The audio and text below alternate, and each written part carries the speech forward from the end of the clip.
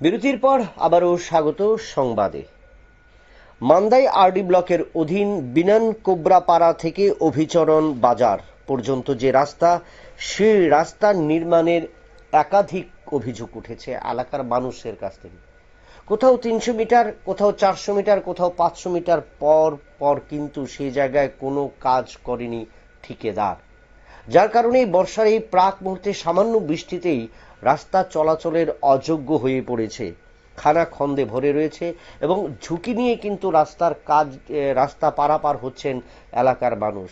অভিযোগ উঠেছে ঠিকাদারের বিরুদ্ধে, ঠিকাদার ঠিকমতো কাজ করেননি এবং ঠিকাদারের কাছে যখন এলাকার বাসী বা এলাকার মানুষ জানতে চেয়েছিলেন, ঠিকাদার তৎক্ষণাৎ বলেছেন আবার যখন সে করা হবে তখন এই রাস্তা ঠিক হবে, এবং যার কারণে কিন্তু বড় ঝুঁকি নিয়ে এই রাস্তা দিয়ে পারাপার হচ্ছেন মানুষ। অর্থাৎ মান্দাই আরডি ব্লকের অধীন বিনান কোবরা থেকে অভিচরণ বাজার পর্যন্ত এই রাস্তাকে নিয়েই অভিযোগ উঠতে শুরু করেছে এলাকার সাধারণ মানুষদের।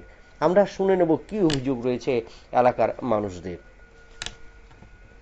মান্দাই আরডি ব্লক থেকে যেটা বিরানকুপাড়া থেকে অফিসরণ বাসরাম অব্দি বাসরাম ভাই অফিসরণ যাওয়ার রাস্তা নতুন কইরা না রিপেয়ারিং কইরা যেটা কাজটা চলছিল, তারপরে দুটো জায়গা গ্যাপ করে দিয়ে গেছে। এই আমরা মতামত কি?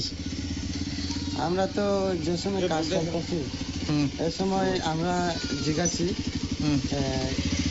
যেটা বাকি আছে এটা সব রিপেয়ারিং করে দেবো।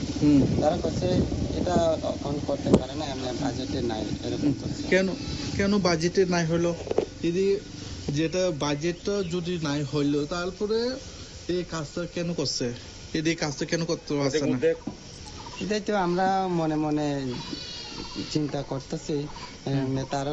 তারাও কইছে, তারা বারবার কইছে এটা এই টাকা দিয়ে করতে পারবো না, পরে টাকা সেনশন হলে আবার কাজ করুন এরকম কইছে। আমরা এমনি আপনারা এখন বর্তমানে সরকারকে কি বলবেন?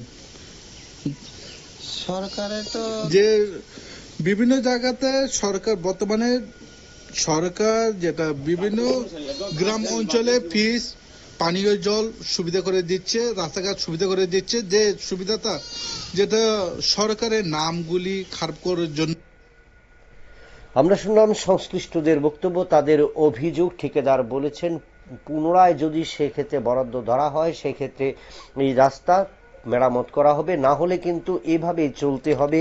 এলাকার মানুষদের যে মোহনপুর ব্লকের মান্দাই আরডি ব্লকের অধীন বিনান কোবরা থেকে অভিচরণ বাজার পর্যন্ত যেই রাস্তা অনেকটাই মরণ ফাঁদে পরিণত হয়েছে, এবং যার কারণে এলাকার মানুষ কিন্তু প্রশাসন এবং ঠিকাদার এর বিরুদ্ধে ক্ষোভ উগরে দিয়েছেন।